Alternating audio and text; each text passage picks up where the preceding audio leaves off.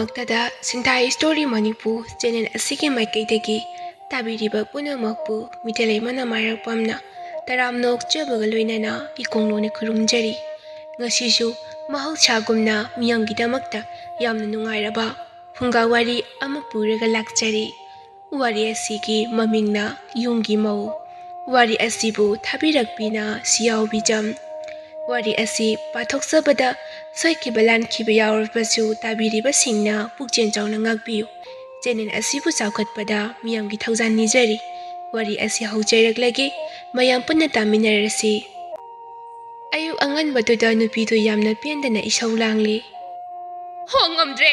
ꯅꯣꯡ ꯍꯦꯛ ꯉꯥꯟꯕꯗꯒꯤꯅ ꯅꯨꯃꯤꯠ ꯇꯥꯕ ꯐꯥꯎꯕ ꯑꯩ ꯏꯊꯟꯇꯅ ꯊꯕꯛ ꯄꯨꯝꯕ ꯂꯣꯏꯅ ꯍꯣꯠꯅꯔꯤꯕꯅꯤ꯫ ꯃꯁꯤꯗꯩꯁꯤꯗ ꯃꯇꯦꯡ ꯇꯧꯒꯦ ꯈꯟꯕ ꯃꯤ ꯑꯃꯠꯇ ꯂꯩꯕ ꯅꯠꯇꯦ꯫ ꯃꯣꯏꯒꯤ ꯃꯊꯃꯣꯏꯁꯦ ꯉꯝꯗꯤ ꯉꯝꯕꯖꯥꯠꯅꯤ꯫ ꯍꯌꯦꯡꯋꯥꯏꯅꯦ ꯁꯤꯕꯗꯅꯦ ꯃꯩ ꯆꯥꯛꯂꯝꯃꯣꯏ꯫ ꯑꯩꯅ ꯇꯧꯔꯤꯕꯁꯦ ꯃꯁꯤꯡ ꯊꯥꯕꯤꯕꯁꯨ ꯅꯠꯇꯕ ꯀꯔꯤꯕꯨ ꯀꯥꯟꯅꯗꯧꯔꯤꯒꯦ ꯑꯩꯅ ꯃꯌꯥꯝꯁꯤ ꯇꯧꯔꯒ?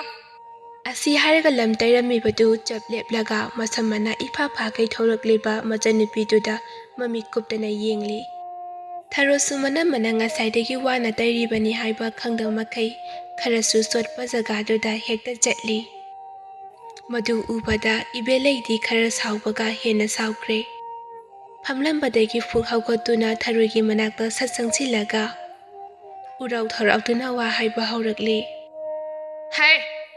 ꯅꯪ ꯅꯃꯤꯠꯇꯨ ꯎꯗ꯭ꯔꯣ? ꯑꯩꯅ ꯉꯁꯥꯏꯗꯒꯤ ꯑꯁꯨꯛ ꯋꯥꯅ ꯇꯩꯔꯤꯕꯁꯦ ꯅꯪꯅ ꯊꯨꯒꯥꯏꯅꯕ ꯇꯩꯔꯤꯔꯣ? ꯆꯟꯅꯔꯣꯏꯗꯕꯤ! ꯅꯪꯅ ꯍꯦꯛ ꯅꯦꯠꯄ ꯌꯥꯕ ꯃꯐꯝ ꯅꯠꯇꯦꯅꯦ꯫ ꯑꯆꯣꯠꯄ ꯃꯐꯝ ꯈꯜꯂꯒ ꯆꯠꯇ꯭ꯔꯕꯁꯨ ꯑꯀꯪꯕꯁꯤꯗ ꯆꯠꯄ ꯀꯩꯗꯧꯒꯦ?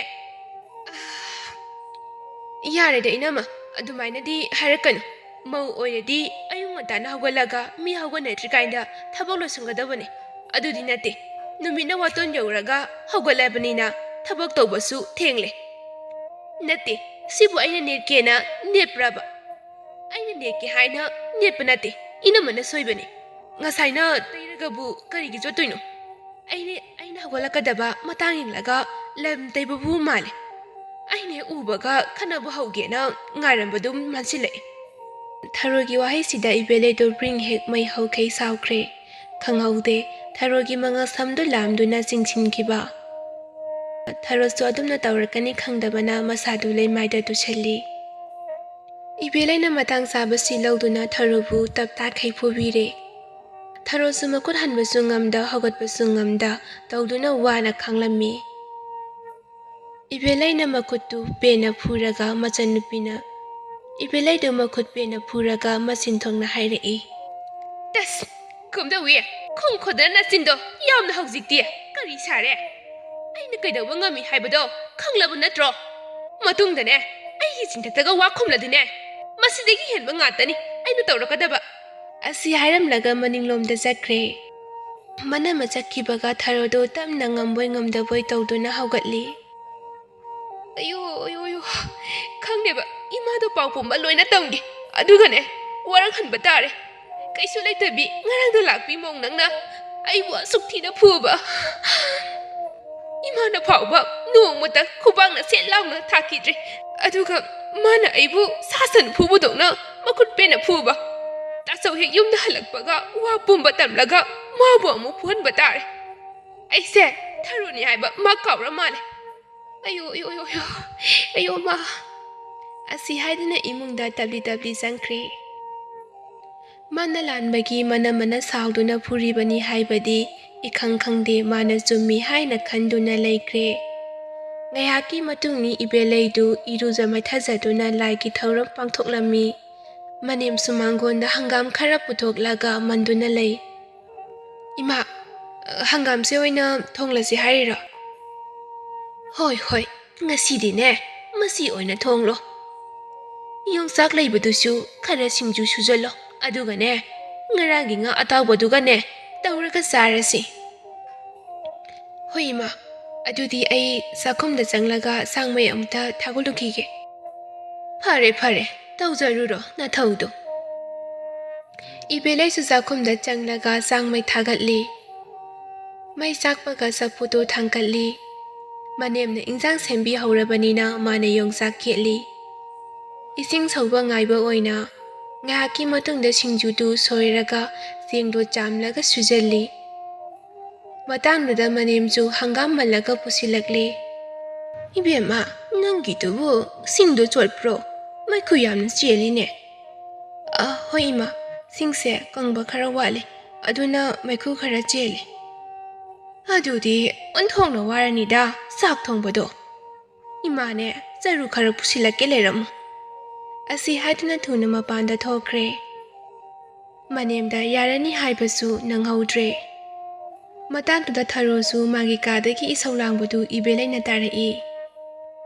Ho karino maiku mayam sibo chak thungi haidana maiku mayam ama pharaga oina thonglabo mit kase amata pangoi hadre haibanida mi halake na khalabra khangde asuk yamna phataba mausibo karama makhangi mongno khangde mayum pan makhangoi dabi mau ama he akhoita sang he pusilaktana kari sare hausiktia imane he pokpadaki nongmata mi ki misai tajadriba khubakna maram phawo tajadriba aise ngasidi mausingan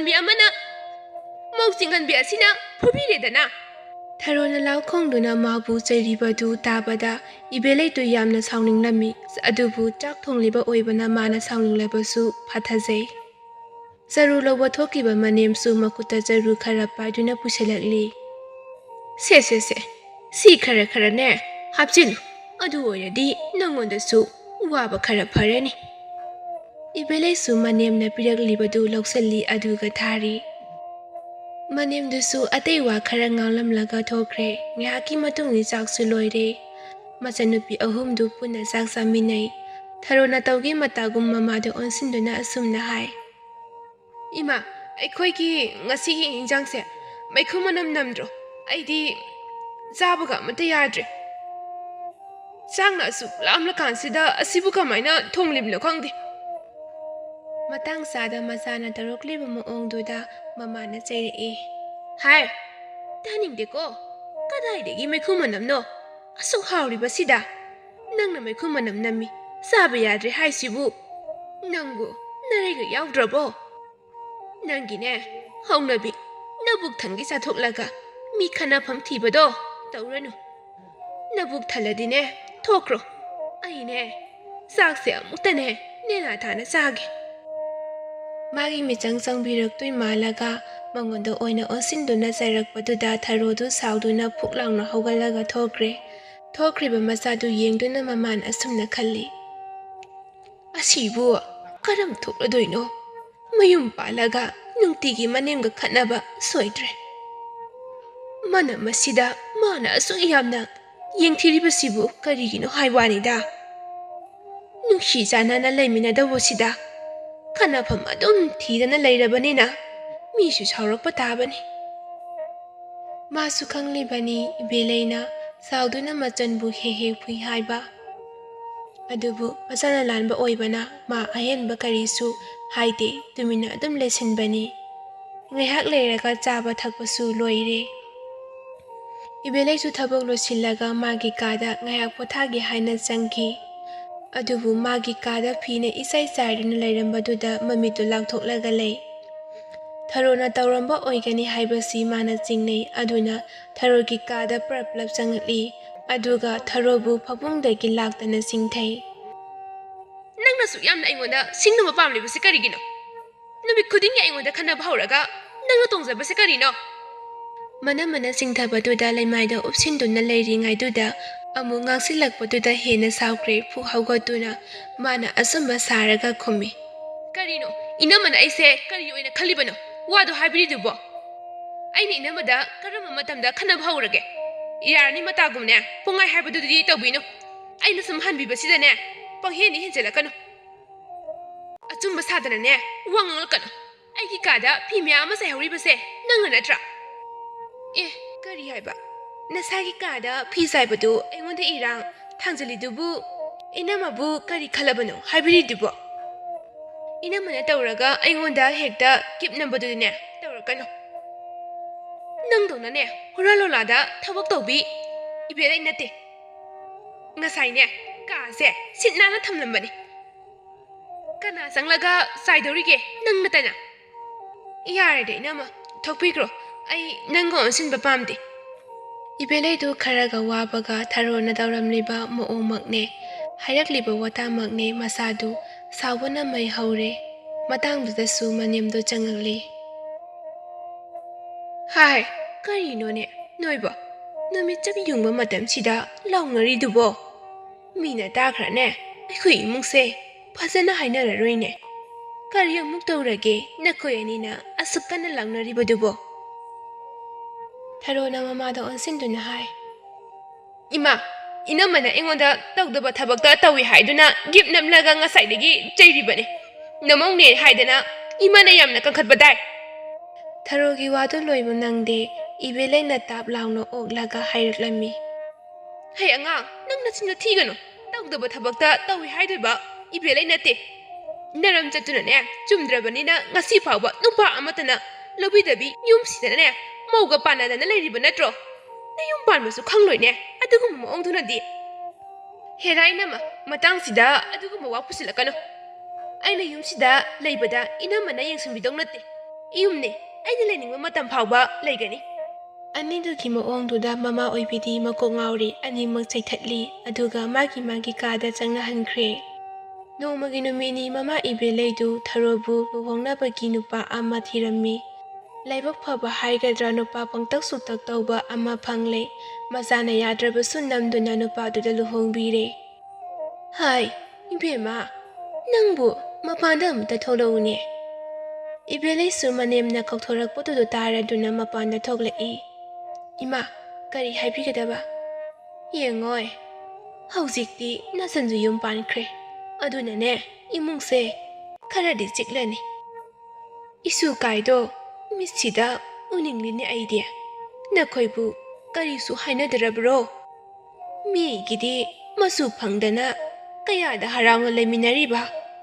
Aigisu isu ama pamine athubada aigi isu ama pinaba tawko.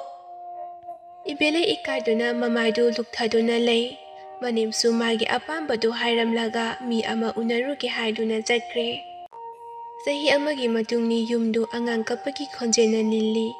Mabongna masu nupadu thembiri. Isu thoiba kapkanu. Nama thabak loibagane. Isubu amuk lahonge haujiktine. Nama thabak tawri. Tanjada tharodu isu sukpa makhei mayumda laklami. Macha lakpadu ubada mamana harau koksilli. Hai, nangbu laklibaro? Kaidore? Isuk libaduna. Nangbu khaina chainabaro? Ima na senbiba nupase ai onthokna benkidre. Khara pangi aina haiba loina yadoi mali khallubani adubu yade. Imungi thabaksu aina ayamba ngakta tawi. Wathagi haibasu phangde. Inamada aina tawkhiba mayamdo khalluraga haujikta wakan tharakle. Yumgi mau haibase aduki matik thona yamlamle. Machana ngasi wakan tana hairakliba wasi tabada mamadu penjerami. Asumna mangak maru chaurambi tharodu luhonglaba matungda wakan taki. Ibelaigi imungsu hanadagi hena nungaiba yumban ama oiki.